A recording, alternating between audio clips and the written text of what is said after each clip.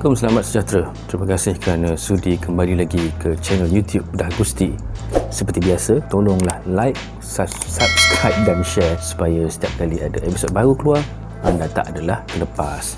Baik, sebelum-sebelum ni kita banyak bercerita tentang isu-isu ataupun kisah-kisah bintang yang retro, klasik dan sebagainya.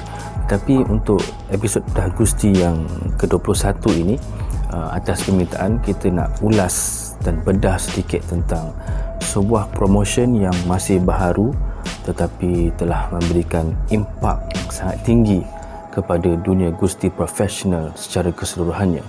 Tidak lain dan tidak bukan iaitu All Elite Wrestling ataupun AEW. Sebuah promotion Amerika Syarikat yang baru setahun jagung boleh kita katakan, masih lagi hijau tetapi begitu memberikan kesan kepada industri walaupun hanya baru setahun ia ditubuhkan.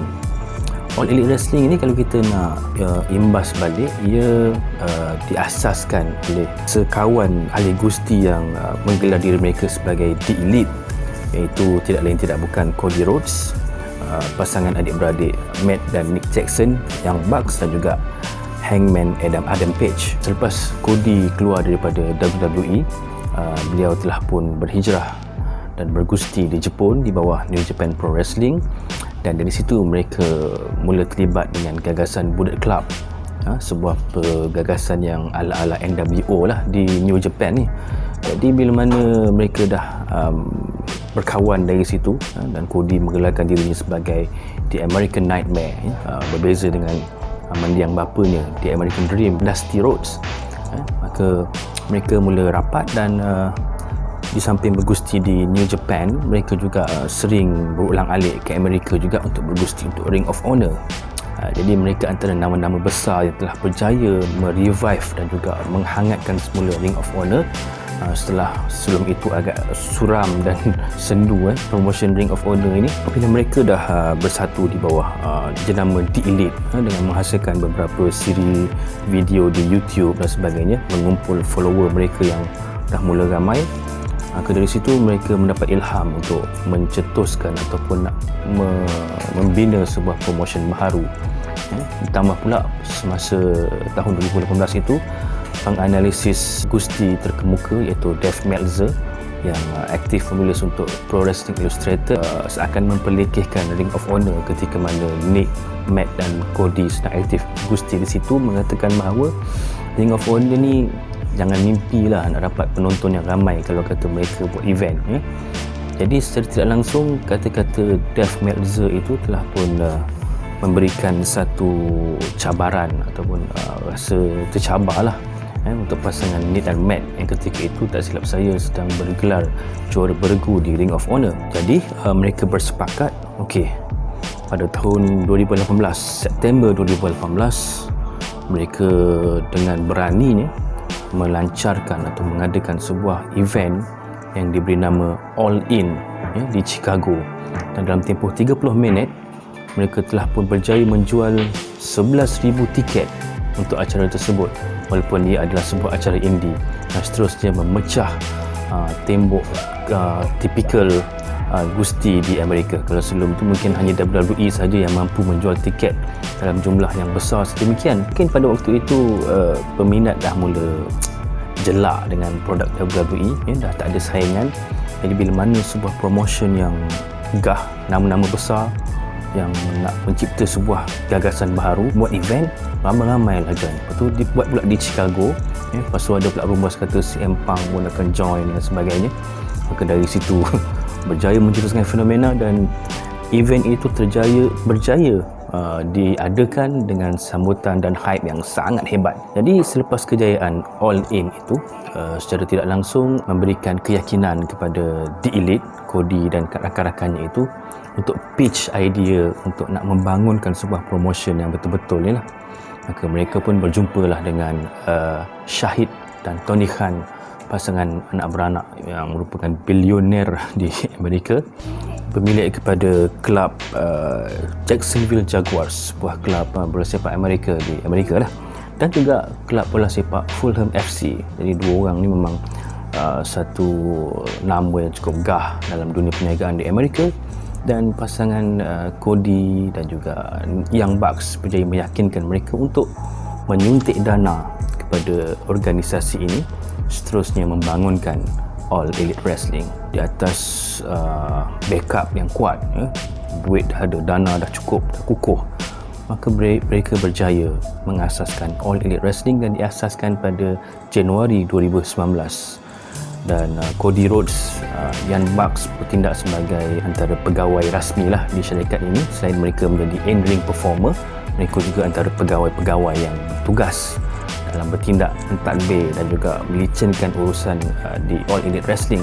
Di samping itu, isteri kepada Cody Rhodes, Brandy Rhodes, juga bertindak sebagai ketua pegawai pemasaran untuk AEW, bersama macam tugas yang disandang oleh Stephanie McMahon di WWE. Lepas mereka berjaya mengukuhkan atau menjenamakan All Elite Wrestling, maka ramailah bintang-bintang yang mereka dapat bawa masuk, antaranya seperti nama besar legenda Chris Jericho. Setelah tamat kontrak dengan WWE, Jericho juga bergusti di Jepun, dan dari situ mereka mula mungkin bertukar-tukar pendapat, dan akhirnya Jericho mengumumkan bahawa beliau turut sama menyertai All Elite Wrestling dengan satu slogan, Jericho is now All Elite itu. Dan dari situ mula ramai bintang-bintang lain, tidak terkecuali bekas juara di New Japan iaitu Kenny Omega turut sama menyertai All Elite Wrestling. Dan bukan itu sahaja, malah turut sama menggalas tugas sebagai pegawai eksekutif di All Elite Wrestling. Tidak cukup dengan beberapa pay-per-view yang mereka laksanakan. Tak silap saya, pay-per-view pertama yang mereka lancarkan di bawah jenama AEW ini adalah Double or Nothing pada Mei 2019.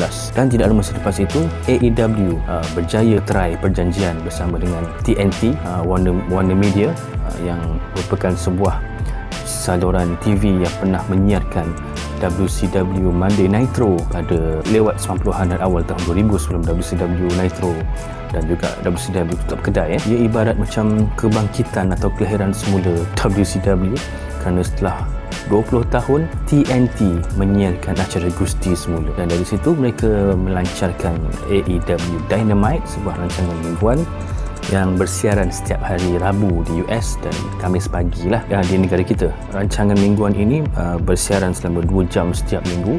Tidak cukup dengan itu, mereka juga mengadakan satu lagi rancangan kedua yang diberi nama AEW Dark. AEW Dark ni merupakan series di YouTube. Kalau orang kata Dynamite ni macam untuk main eventer ni lah, untuk nama-nama besar di AEW.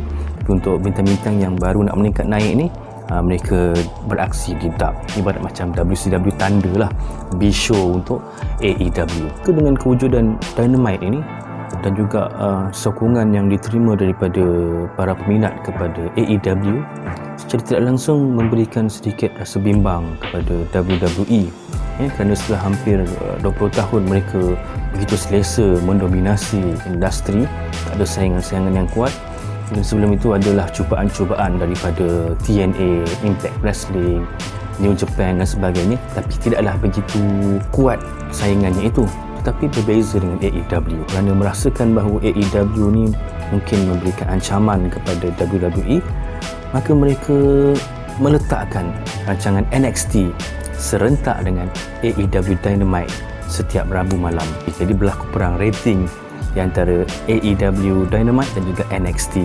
Bagus juga AEW, dia tak kacau kepada rancangan Raw dan SmackDown. Satu tindakan yang bijak lah, kerana kalau mereka terus nak head to head dengan Raw atau SmackDown, ia akan sekaligus memberikan satu kesan kepada mereka lah, kerana penonton akan tetap, walaupun penonton masih lagi skeptikal dengan WWE, tapi hardcore fans itu tetap ada. Jadi bila diterbitkan satu rancangan yang berbeza dengan jadual rancangan-rancangan utama WWE, maka secara tidak langsung dia tak kacau. Tapi malangnya WWE pula mengambil langkah meletakkan NXT yang sebelum itu bersiaran di WWE Network ke USA Network, network yang sama menyiarkan Raw pada setiap Rabu serentak dengan AEW Dynamite. Dan dari situlah berlakunya satu yang kita panggil sebagai Wednesday Night War, peperangan rating di antara NXT dan juga AEW. Satu yang menarik lah, kerana bila mana berlaku perang rating ini, kedua-dua pihak akan sama-sama mempersembahkan satu produk yang terbaik untuk peminat. Tapi semenjak berlakunya perang rating ini, kalau kita tengok daripada demografik itu, rata-rata peminat lebih memilih AEW Dynamite berbanding NXT. Sesuatu yang itulah yang dibimbangi oleh WWE. Dan bagusnya AEW adalah mereka menawarkan satu alternatif yang sangat baik. Kerana kalau kita tahu WWE semenjak tahun 2008 rating mereka adalah PG, Parental Guidance, maksudnya sesuai untuk ditonton oleh kanak-kanak dan sebagainya. Berbeza dengan ketika zaman itu era, iaitu TV14 mempamerkan sebuah rancangan yang lebih agresif, lebih provokatif dan sebagainya, lebih ganas lah senang cakap. Jadi bila masuk PG ni kan dah tak ada darah, dah tak ada ganas-ganas dan sebagainya, dan AEW tampil mengisi kelompongan yang telah pun ditinggalkan oleh WWE ini dengan meletakkan rating mereka sebagai TV14. Ada darah, ada aksi-aksi hardcore dengan beberapa persembahan yang mengujakan. Jadi secara tidak langsung peminat-peminat yang sebelum itu dah jelak dengan WWE, terutama peminat-peminat dewasa ni, beralih arah. AEW ada lagi best ada darah ada hardcore ekstrim jadi ibarat kata Eric Bischoff dulu, AEW berjaya mengetuk loceng, ting join kita punya produk, jom tengok rancangan kami. Sekaligus berjaya menarik perhatian peminat-peminat gusti yang selama ini dah mula jelak dengan WWE. Ditambah pula dengan kemasukan bekas bintang-bintang WWE, nama-nama besar seperti Dean Ambrose yang kemudian menyertai AEW dengan menggunakan nama sebenarnya Jon Moxley.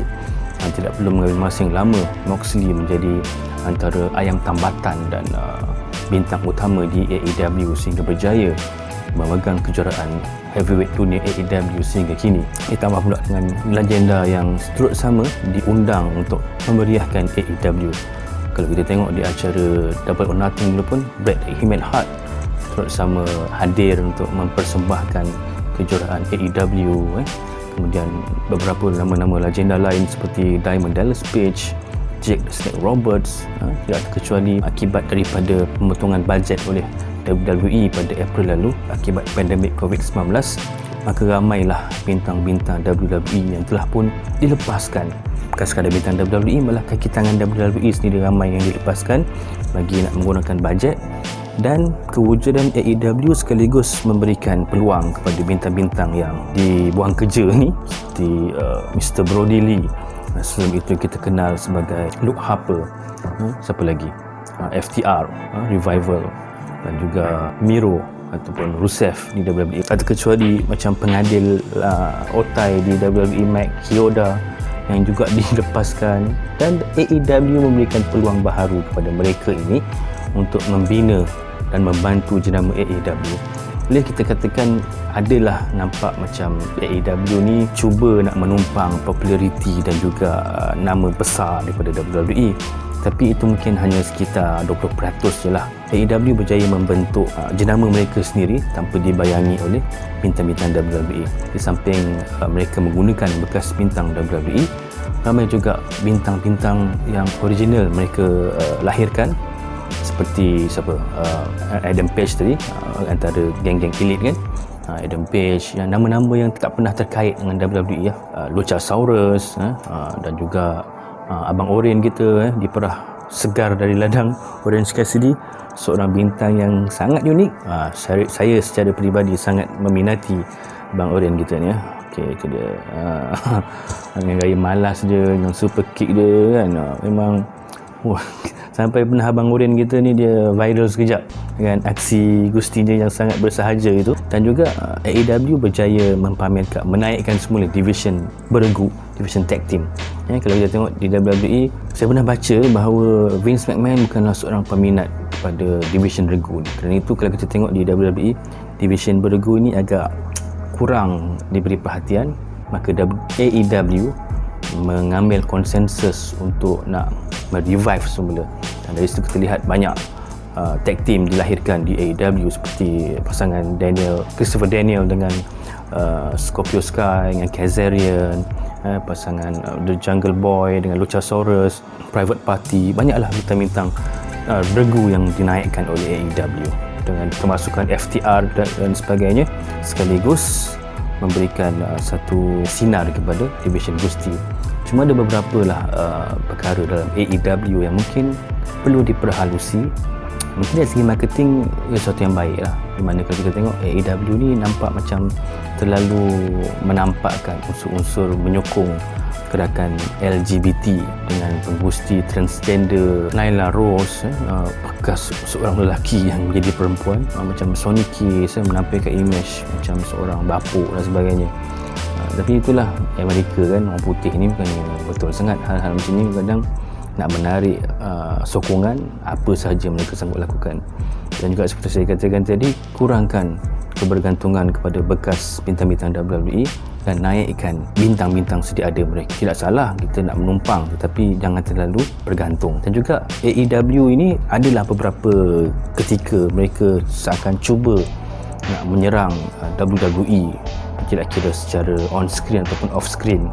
Seperti baru-baru ini The Young Bucks macam secara cynical telah pun melancarkan t-shirt ban wajah mereka tu di-ban kerana mereka dikatakan cuba nak jadi penonton WWE Thunderdome, tapi telah pun di-ban oleh WWE. Memanglah awak tu jenama pesaing kan, takkan WWE nak tonjolkan awak pun dalam kontrak, jadi tak bolehlah suka-suka hati nak muncul di syarikat pesaing.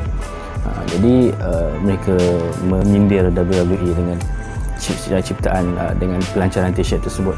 Dan juga kalau kita tengok dalam acara Double or Nothing dulu pun, PPV AEW yang pertama, Cody memecahkan tahta seolah-olah memberikan shot pada Triple H yang selama ini sering digambarkan sebagai King of Kings dengan tahtanya kan. Beberapa bekas bintang WWE bila masuk AEW, dalam promo-promo mereka seperti mana Brody Lee, seperti mana Miro, sentiasa ada usaha untuk nak mengondem bekas majikan mereka di WWE.